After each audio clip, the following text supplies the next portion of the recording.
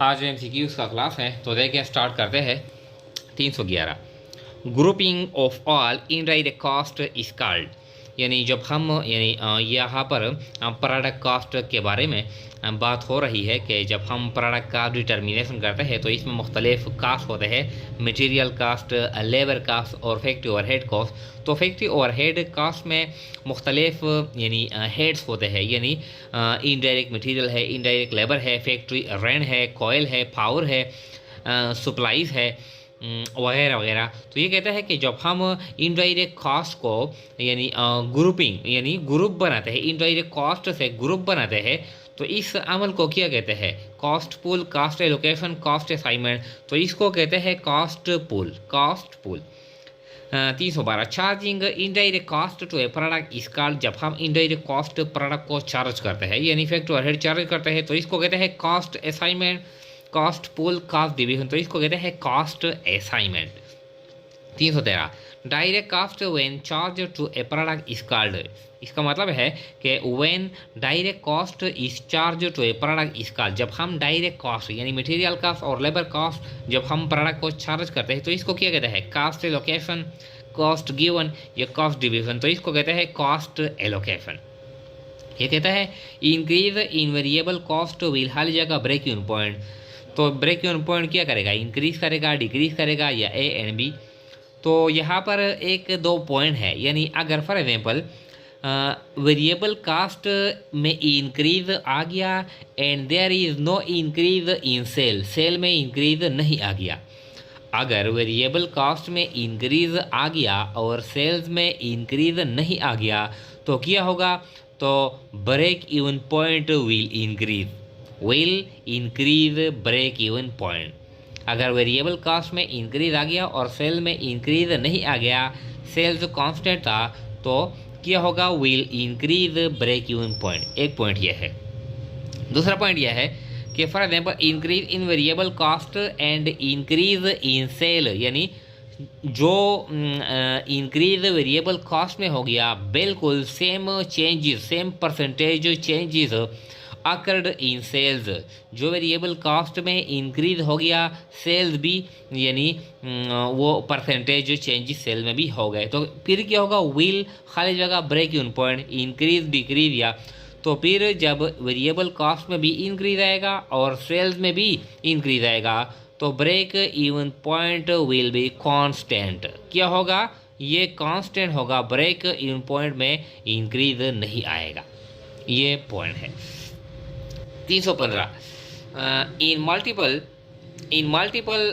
Steps income statement, जो multiple step income statement है यानी इसमें हम सेल्स से माइनस करते हैं कॉस्ट ऑफ गुड्स सोल्ड, फिर इससे माइनस करते हैं ऑपरेटिंग एक्सपेंसेस, फिर माइनस करते हैं अदर एक्सपेंसेस। इस तरह इसको कहते हैं मल्टीपल स्टेप इनकम स्टेटमेंट। यानी फॉर एग्जांपल देखें, मल्टीपल स्टेप में इस तरह होता है कि यहाँ पर हम रिकॉर्ड करते हैं सेल्स से हम माइनस करते हैं कॉस्ट ऑफ गुड्स सोल्ड, तो यहाँ पर हम हासिल करते हैं ग्रॉस प्रॉफिट, फिर ग्रॉस प्रॉफिट से हम माइनस करते हैं ऑपरेटिंग एक्सपेंसेस, फिर ऑपरेटिंग एक्सपेंसेस से हम हासिल करते हैं ऑपरेटिंग इनकम, फिर इससे हम माइनस करते हैं अदर एक्सपेंसेस यानी इंटरेस्ट एक्सपेंस वगैरह, अदर एक्सपेंसेस, फिर हम हासिल करते हैं नेट इनकम।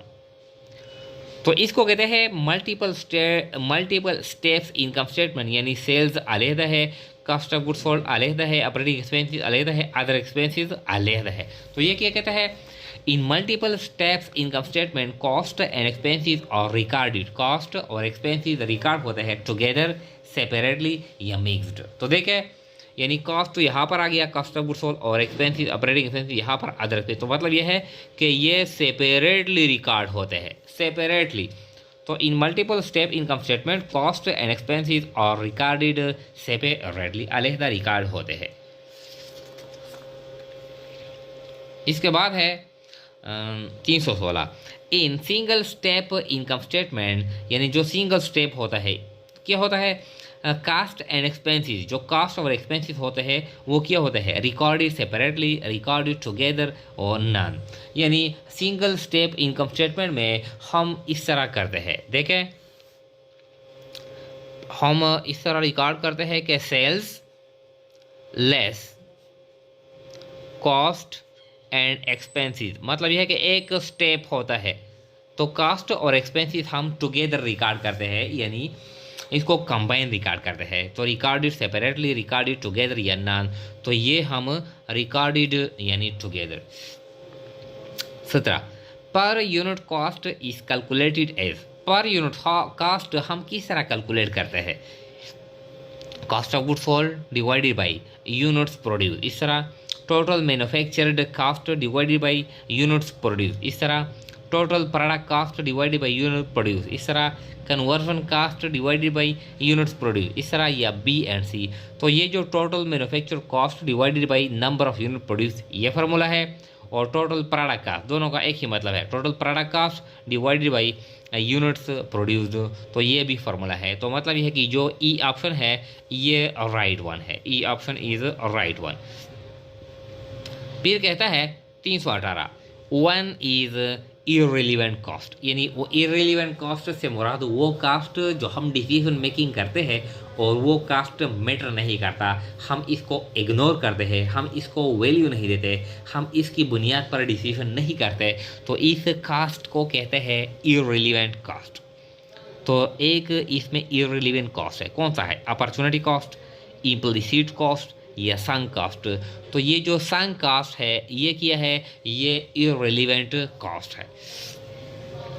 319 इज अब्लिक और रिलीवेंट कॉस्ट, इसमें से एक या एक से ज़्यादा रिलीवेंट कॉस्ट है। तो देखें रिलीवेंट कॉस्ट से मुराद वो कॉस्ट जब हम डिसीजन मेकिंग करते हैं मैनेजरियल इकोनॉमिक्स में या मैनेजरियल अकाउंटिंग में, जब हम डिसीजन मेकिंग करते हैं किसी प्रोडक्ट के बारे में कि हम इसको शुरू करें, लॉन्च करें, यानी how much units produced of this product, ये डिसीजन करते हैं, तो कुछ कास्ट होते हैं वो हम इसको यानी देखते हैं, इसकी बुनियाद पे हम डिसीजन करते हैं। तो इस कास्ट को कहते हैं रिलीवेंट कास्ट। वो क्या है रिलीवेंट कास्ट, इम्प्लिसिट कॉस्ट ये भी रिलीवेंट है, एक्सप्लिसिट कॉस्ट ये भी रिलीवेंट है, अपॉर्चुनिटी कॉस्ट ये भी रिलीवेंट है, और ऑल, तो ये सारे क्या है ये रिलीवेंट कॉस्ट है। तो ये ऑल ऑफ दी अबव, यानी D option is right one.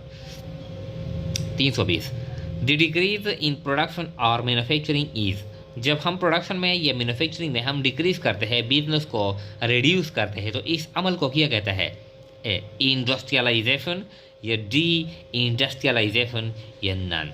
तो इंडस्ट्रियलाइजेशन का मतलब है यानी increasing the number of industry, यानी ग्रो योर बिजनेस।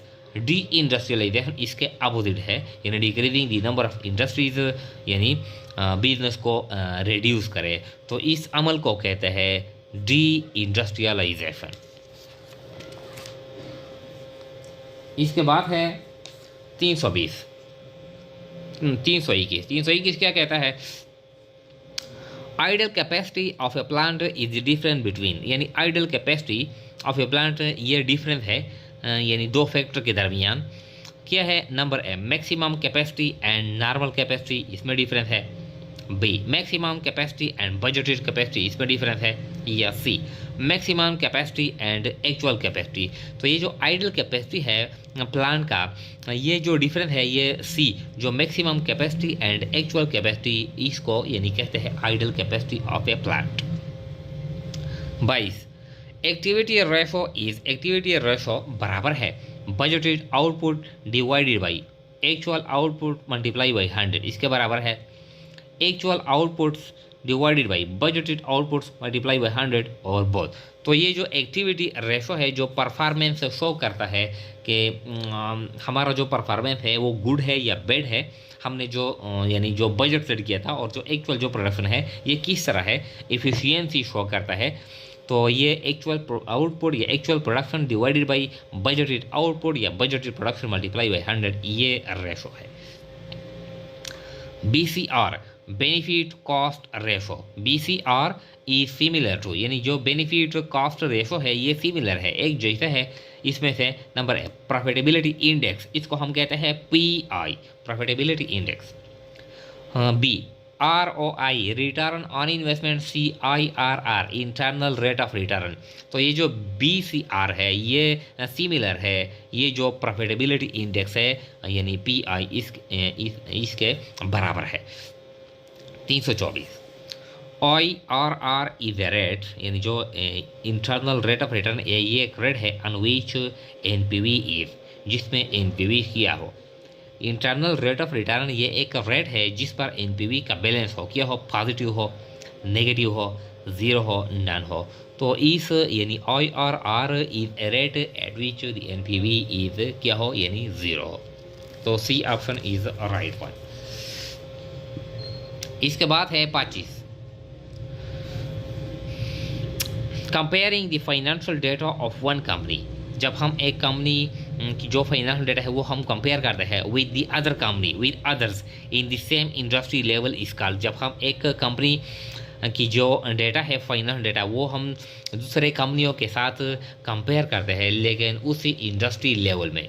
इसका मतलब यह है कि फॉर एग्जांपल हम एक सीमेंट फैक्ट्री है, इसका हम कंपैरिजन करते हैं बन वुलन मिल के साथ, तो ये कंपैरिजन गलत है। यानी सीमेंट इंडस्ट्री का हम लकी सीमेंट फैक्ट्री है इसका हम कंपैरिजन करेंगे कोहाट सीमेंट फैक्ट्री के साथ, चेराट सीमेंट फैक्ट्री के साथ, यानी सेम इंडस्ट्री सीमेंट इंडस्ट्री में जितने भी फैक्ट्रीज है उसके साथ जब हम कंपैरिजन करते हैं of one factory with the other company with the other factory, तो इसको क्या कहते हैं, एनालिसिस, कंपेयरिंग, बेंचमार्किंग या नन। तो इसको कहते हैं बेंचमार्किंग। जब हम कंपेयर करते हैं financial data of one company with the other company in the same industry level, तो इसको कहते हैं बेंचमार्किंग, इस कंपैरिजन को कहते हैं। 324 assets having no market value, वो एसेट्स जिस यानी मार्केट में जिसकी वैल्यू ना हो, फेक एसेट हो, इस तरह हो यानी इसकी वैल्यू ना हो, इंटेंजिबल हो, फेक हो या फिक्टिशियस हो, तो अकाउंटिंग में इसको कहते हैं फिक्टिशियस एसेट। फिक्टिशियस एसेट से मतलब वो एसेट्स जो हम बैलेंस शीट में रिकॉर्ड करते हैं लेकिन इसकी कोई मार्केट वैल्यू ना हो, तो इसको कहते हैं fictitious asset. 327 one is fictitious asset, इसमें से एक फिक्टिशियस एसेट है।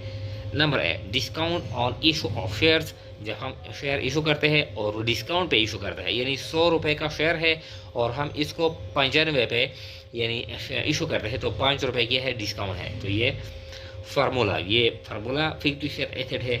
गुडविल फिक्टिशियस है, सप्लाइज, तो फार्मूला और गुडविल ये इंटेंजिबल एसेट है, सप्लाइज करंट एसेट है। ये जो discount on issue of share है ये एक्चुअली क्या है, ये लॉस है लेकिन हम इसको एसेट के तौर पे हम रिकॉर्ड करते हैं, तो इसको कहते हैं fictitious assets. 338 operating budget is for, क्या है, 1 ईयर, 5 ईयर्स, लॉन्ग टर्म। तो ऑपरेटिंग जो बजट हम तैयार करते हैं तो वो हम कितने पीरियड के लिए तैयार करते हैं, for 1 year or less than 1 year, इस तरह। 329 when interest rate increases bond demand increases decreases no change. इसका मतलब यह है कि जब हम फॉर एग्जांपल हम किसी कंपनी के बॉन्ड परचेज करते हैं तो 20 साल के लिए, मिसाल लेते हैं कि 20 साल के लिए हमने किसी कंपनी के बॉन्ड परचेज कर लिए, 20 साल बाद कंपनी हमको रीपेमेंट करेगी यानी बॉन्ड रिडीम करेगी, वापस करेगी, अपने पैसे वापस करेगी। तो फॉर एग्जांपल 10% इंटरेस्ट रेट के हिसाब से। अब ये व्हेन इंटरेस्ट रेट इंक्रीज, अब इसका मतलब ये है कि जब इकानमी में यानी ये जो स्टेट बैंक है उसने ऐलान कर लिया कि इंटरेस्ट रेट इंक्रीज हो गया, फॉर एग्जांपल 18% हो गया, तो अब हमारे पास जो बॉन्ड्स है वो तो हमने कंपनी के साथ 10% पे हमने एग्रीमेंट कर लिया है, 20 साल तक हम सिर्फ 10% इंटरेस्ट वसूल करेंगे, लेकिन एक्चुअल जो इकानमी में इंटरेस्ट रेट है वो 18% है, यानी 15 से फॉर एग्जाम्पल इंक्रीज हो गया 18% तक या 20% तक या 25% तक, तो इंटरेस्ट रेट इंक्रीज हो गया। तो लोग यानी हमारे पास जो बॉन्ड्स है लोग उसको परचेज नहीं करेंगे क्योंकि उनका जो रेट है वो 10% है और इकानमी में जो बैंक रेट है वो 18% है, 20 है, 22 है, ज़्यादा है। तो हमारे पास जो बॉन्ड्स है, कोई भी ये तैयार नहीं होगा कि ये परचेज कर ले, तो बॉन्ड डिमांड डिक्रीज होगा with the increase in interest rate. यानी ये इकोनॉमी का रेट है, ये स्टेट बैंक का रेट है, बॉन्ड का रेट यानी हमने कंपनी के साथ एग्रीमेंट कर लिया है। तो जब इकोनॉमी में इंटरेस्ट रेट इंक्रीज होगा तो बॉन्ड डिमांड क्या होगा, इंक्रीज डिक्रीज, तो बॉन्ड डिमांड डिक्रीज होगा। ये अपोजिट है एक दूसरे के साथ। इसके बाद है 330 लीज खाली जगह। Lease is considered actual purchase of asset. यानी एक जो लीज है, फाइनेंशियल लीज है और ऑपरेटिंग लीज है, इसमें से कौन सा यानी हम कंसिडर करते हैं इस तरह जिस तरह हम एसेट को एक्चुअल परचेज करते हैं। जो लीज है, हम किसी से किराए पर यानी कोई एसेट्स लेता है यानी लॉन्ग टर्म के लिए, तो दो किस्म के लीज है, एक है ऑपरेटिंग लीज और एक है कैपिटल लीज। तो ये कहते हैं कि वो कौन सा लीज है जिसको हम कंसिडर करते हैं कि ये बिल्कुल इस तरह है जिस तरह हमने एसेट को यानी परचेज कर लिया है, ये हमारा अपना हो गया। तो कौन सा लीज है, ऑपरेटिंग लीज है, कैपिटल लीज है, फाइनेंशियल लीज है, बी एंड सी। तो कैपिटल लीज और फाइनेंशियल लीज दोनों का एक ही मतलब है। तो यानी कैपिटल लीज और फाइनेंशियल लीज, इसका मतलब ये है, ये हम इस तरह कंसिडर करते हैं जिस तरह हम एसेट्स खुद परचेज करते हैं। तो ये यानी D option is right one. 331 closely held corporation also called. यानी क्लोजली हेल्ड कॉरपोरेशन को क्या कहते हैं, private limited companies, public limited company, parent company. तो ये जो प्राइवेट लिमिटेड कंपनी है, इसका जो सेकंड नाम है वो है closely held corporation. Closely held corporation. अच्छा, 332 कैलकुलेटिंग अर्निंग पर शेयर। जब हम अर्निंग पर शेयर कैलकुलेट करते हैं, first dividend to the preference shareholder are. तो पहले जो प्रीफरेंस शेयर होल्डर होते हैं यानी अर्निंग पर शेयर हम कॉमन शेयर होल्डर के लिए, इक्विटी शेयर होल्डर के लिए हम कैलकुलेट करते हैं। तो पहले जो प्रीफरेंस शेयर होल्डर होते हैं उनको डिविडेंड, उनको जो हम डिविडेंड अदा करते हैं वो क्या करेंगे, added to the net income, deducted from the net income. तो जब हम अर्निंग पर शेयर कैलकुलेट करते हैं तो प्रीफरेंस शेयर होल्डर को जो डिविडेंड हम अदा करते हैं पहले वो हम नेट इनकम से माइनस करेंगे यानी डिडक्ट करेंगे। इसके बाद है 334 net income for the year यानी 4 लाख। नेट इनकम 4 लाख है। Dividend to preference shareholder 80,000। Preference shareholder को हम डिविडेंड देते हैं 80,000। And number of common share कितने हैं, 1 lakh. Calculate earning per share. यानी तो ये जो हमने बात की कि देखे यानी अर्निंग पर शेयर हम कैलकुलेट करते हैं। अर्निंग पर शेयर तो यानी नेट इनकम, नेट इनकम, इससे हम माइनस करते हैं dividend to preference shareholder. Preference shareholder divided by number of shares, number of shares. तो अर्निंग पर शेयर हम किस तरह कैलकुलेट करते हैं, हमारे पास जो टोटल इनकम है वो 4 लाख है। इससे जो प्रीफरेंस ऑफ शेयर होल्डर को हम 80,000 पेमेंट करते हैं, हमारे पास जो टोटल नंबर ऑफ शेयर है 1 लाख है। तो ये हमारे पास आता है 3,20,000 और ये 1 लाख। तो ये 3.2 अर्निंग पर शेयर यानी 3.2 है। 4 है, 3.5 है, 3.2 है, 4.8 है। तो ये क्या है, C option is right one, 3.2। इसका मतलब ये है depreciation method shows no scrap value. यानी वो कौन सी मेथड है डिप्रिसिएशन के लिए जो हम इस्तेमाल करते हैं जो स्क्रैप वैल्यू शो नहीं करती। इसका ये मतलब है स्ट्रेट लाइन मेथड है, मेकर्स मेथड है, modified accelerated cost recovery system जो हम यानी इनकम टैक्स रिटर्न के लिए इस्तेमाल करते हैं। मेकर्स मेथड है या रिड्यूसिंग मेथड है या डिमिनिशिंग बैलेंस मेथड है। तो स्ट्रेट लाइन मेथड में भी हम स्क्रैप वैल्यू कंसिडर करते हैं, रिड्यूसिंग में भी हम कंसिडर करते हैं। मेकर्स मेथड जो है इसमें परसेंटेज यानी हर साल के लिए परसेंटेज दिया जाता है, और मेकर्स मेथड में स्क्रैप वैल्यू यानी इसका कॉन्सेप्ट नहीं है। मेकर्स मेथड में हम स्क्रैप वैल्यू नहीं लेते, तो डिप्रिसिएशन मेथड जो मेकर्स है इसमें हम यानी मेकर्स मेथड में हम स्क्रैप वैल्यू कंसीडर नहीं करते।